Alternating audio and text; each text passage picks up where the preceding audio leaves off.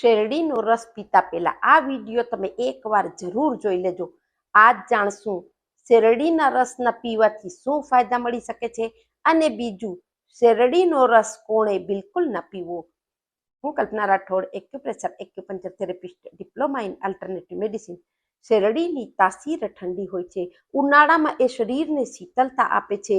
यदि તમને પેટમાં બળતરા થાય છે, પિત્ત તમારું વધી ગયું છે, સાથે યુરિન ઇન્ફેક્શન થાય છે, યુરિન ઠીકથી નથી થતું, પ્રોસ્ટેટની પ્રોબ્લેમ છે, ગેસ એસિડિટી થાય છે, કબજિયાત છે, હરસ મસાની પ્રોબ્લેમ છે, તો તમે દરરોજ 1 ગ્લાસ શેરડીનો જ્યુસ પી લેજો. સાથે યદि તમને લીવરથી લગતી કોઈ પ્રોબ્લેમ છે તો પણ શેરડીનો રસ દવાનું કામ કરે છે.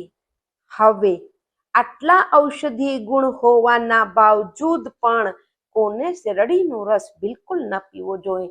આ 4 પ્રકારની યદિ તમને પ્રોબ્લેમ છે એમાં શેરડીનો રસ ન પીજો. નંબર 1, યદિ તમને ડાયાબિટીસ છે, સુગરની પ્રોબ્લેમ છે, તો શેરડીનો રસ બિલકુલ ન પીજો, કારણ કે એનાથી તમારી સુગર વધી શકે છે. નેચરલ એમાં કુદરતી સુગર હોય છે. અને બીજું, જે લોકોને કોલેસ્ટ્રોલ હાઈ રહે છે, હાઈ કોલેસ્ટ્રોલ વાળાને પણ શેરડીનો રસ બિલકુલ નથી પીવો, એનાથી તમારું કોલેસ્ટ્રોલ વધી શકે છે. ત્રીજા નંબરમાં, જેનું વજન બહુ વધુ છે, મોટાપો છે, એ વજનને પણ શેરડીનો રસ વધારે છે, કારણ કે એમાં સાકરનું પ્રમાણ છે. તો અવારનવાર ક્યારેક લઈ લીધું, નો પ્રોબ્લેમ, પણ રેગ્યુલર તમને વજન યદિ વધે છે તો તમે શેરડીનો રસ ન પીજો.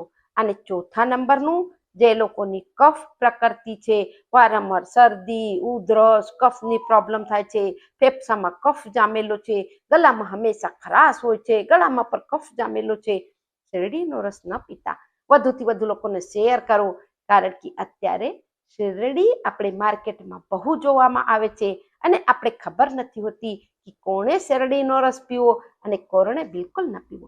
સત રહો, મસ્ત રહો, ખુશ રહો. નમસ્કાર.